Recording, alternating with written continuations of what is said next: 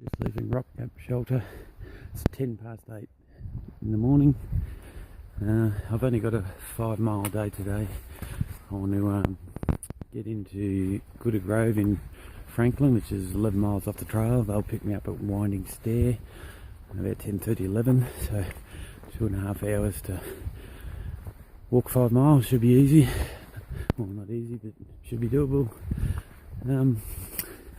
And I'm contemplating also taking a zero tomorrow as well, just so I get back on track of hitting that date that I have in the middle of the Smokies. I don't want to get too far ahead. I'm slightly ahead and I need to actually be a little bit behind, so the zero would help that, just help me get organised as well. And a day warm after 4 days of cold nights would be nice, so I think that's going to be my plan. Okay, another beautiful waterfall I'm coming up next to. Morning wake up call.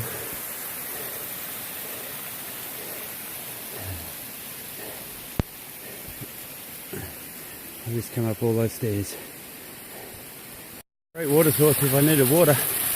No, I don't. Just get across here.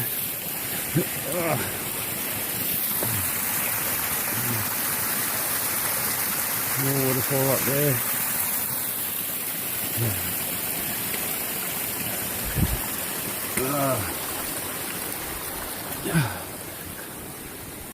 Stair gap, which is all I was going to do today, so I'm going to get picked up and go to the Goethe Hostel. But someone kindly has left some trail magic for hikers. Just some nuts and things in it, bags of nuts, Snickers. So I might grab one pack for me next days. I'm here at the Goethe Hostel.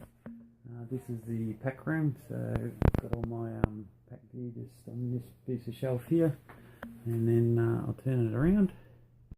And this is the lower bunkhouse. I've got a little couch. There's 10 bunks on here, down the bottom. Got the laundry in a bathroom, and there, one of the staff. Another guest. Hey. And then you come up the stairs, so we're in the lower bunk room. This is the front door, and just through there.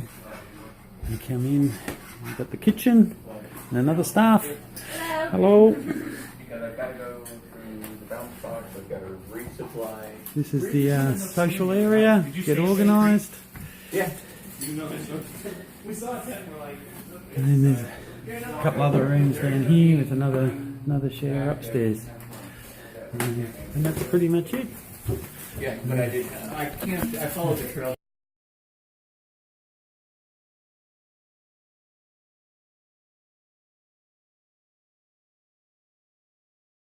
This is Franklin. They celebrate the Appalachian Trail. Tomorrow I've got a breakfast, all pancakes, full breakfast by church. And I'm doing a 0 day, so I'm going to have that 2 days in a row. So they really support the trail. AT class of 2018, and I've got my little Reboot Aussie. Now this isn't a bad way to do shopping. Came in to get me meals in the Outfitter, which is like a camping store, and at the back of the camping store they've got a bar. Here with a couple of the hikers, Turbo and Dirtbag. There's a class of 2017 sheet that's signed. They've got darts, they've got the big screen. So yeah, this is the way to shop, I reckon. So that's Main Street, Franklin down there. I just had lunch and went to the Outfitters, and then you just walk down the end of the street and you got all the mountains and the views. I also believe there's Mexican down there, which we'll probably go to tonight. But yeah, really nice little town, some old buildings.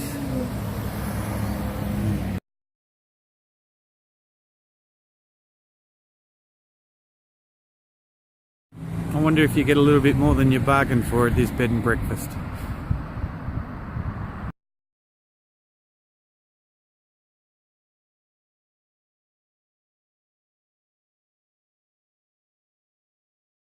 I believe this is the people who do the free breakfast for you on the trail, so just fantastic kindness. They don't ask anything for it. They even come and pick you up at the motels and hostels. So fantastic people. First Baptist Church, I'm pretty sure that's them. They even have copies of their Declaration of Independence and the Constitution in little towns like Franklin.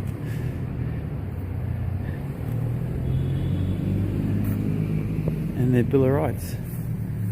So it's just out in the street for anyone to read. It's pretty amazing to think that this was all written and done and Australia was only just about to be discovered.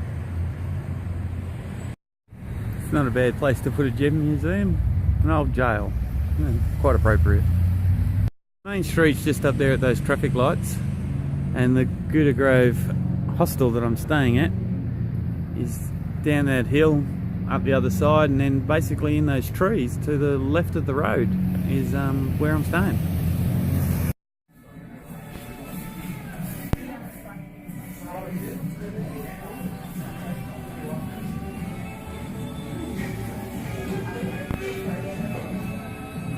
Wow.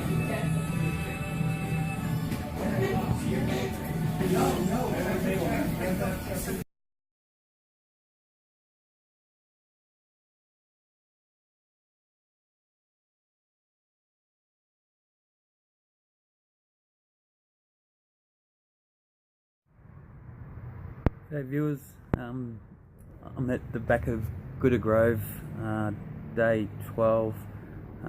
Did a Nero day, which is only a few miles, and then came in to resupply. I've decided to take a zero tomorrow as well. One, just because of my left foot, just want to make sure it's okay, but more for my time schedule. There's a certain date, 7th of April, I want to be at Newfound Gap in the middle of the Smokies, and I just need to slow up a little bit so that I meet that. Thought I'd take the opportunity, sorry about the lighting, I am sitting outside rather than the hostel where everyone is. Yeah, thought I'd take the opportunity to talk about the first 12 days on the trail, and it's tough. It is really tough. I've done quite a bit of 3-4 day hiking in Australia over some mountains, around the Prom and Lake Talican and things like that. But the ups here just keep going and going and going, and it really takes you out of it. The thing that I'm struggling with the most though is the cold at night. It is freezing. I'm putting me water in my bladder in the morning, and it's water. 5 minutes into walking, it's frozen ice.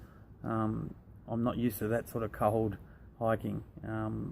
My legs are fine, even though I'm in shorts. That never worried me around my legs, but my top half, where all your organs are, I'm trying to keep warm. Hiking not so bad, but at night I go to bed 7 or 8 o'clock at night. I'm waking up probably 3 or 4 in the morning, if not a little bit earlier. It rains most nights, need to go to the toilet, got to get out of the tent, you freeze to get out of the tent, go to the toilet, I come back in. About 6 o'clock I've been tossing and turning, and I give up, that's it, start packing up, have my head torch on, trying to be quiet. I've got to go out and get my bear bag down, come in, I make a hot chocolate, have some cereal, a honey bun, and pack up. I'm usually ready by 7:30, an hour and a half, and that's mainly because I'm trying to keep quiet with the people around me. Tent's always wet, just wet, so I give up trying to keep that dry. I start hiking, 8 o'clock, 7:30, 8 o'clock, and pretty much hike all day, just snacking, stops here and there for the views. Had a couple, if I get a shelter on the trail around lunchtime, I'll stop and eat at the just wraps with Nutella, but I haven't been really that hungry while I'm walking.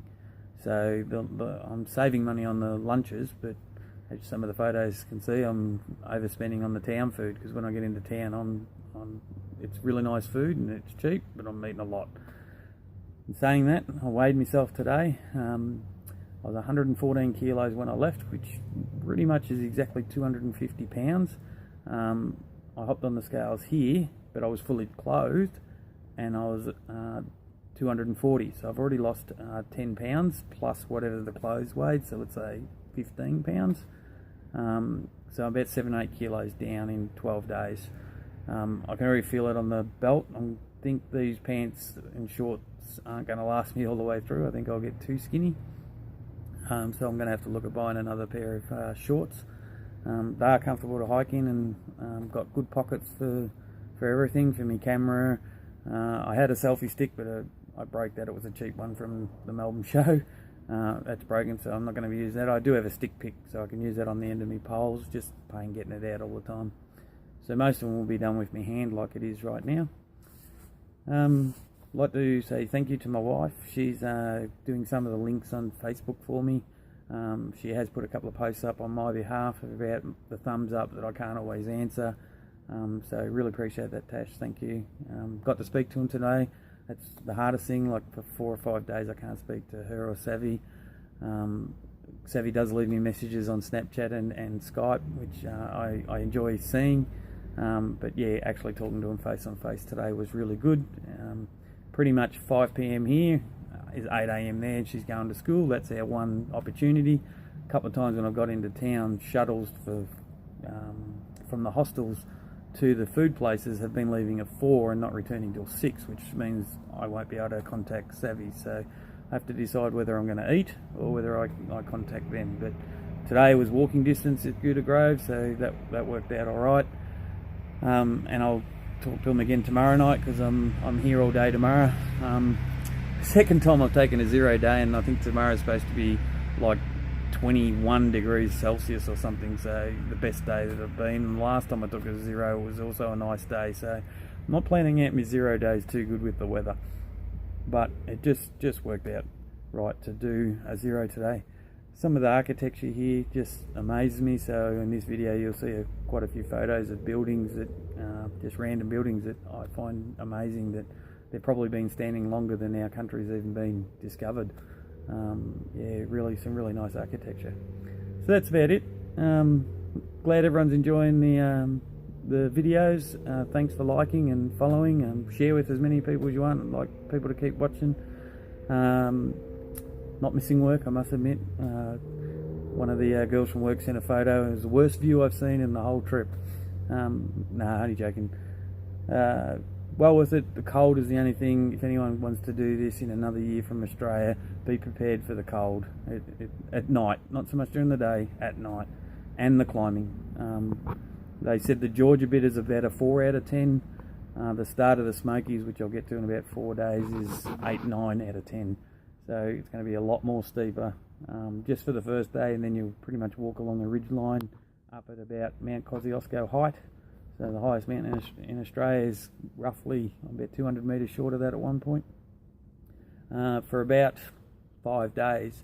But in the middle of that I do have a couple of days off where I want to go to a roller coaster on the side of a mountain thing, do that, and just have a bit of a relax there. And probably in about a month I hope to do a day's whitewater rafting, which I hope to capture on my LD's camera. Most of my gear's pretty good, a couple of little patch up jobs here and there, but all going good. Alright, out. Oh, living and loving life though.